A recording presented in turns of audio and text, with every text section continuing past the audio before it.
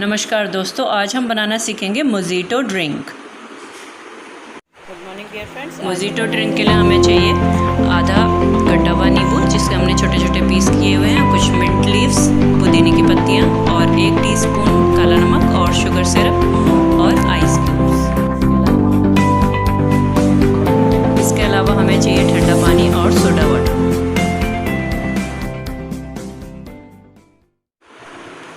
Mojito drink बनाने के लिए हम पहले पुदीने की पत्तियाँ और नींबू के टुकड़ों को एक रोलिंग पिन से क्रश करेंगे, जिसे हम बेलन भी बोलते हैं।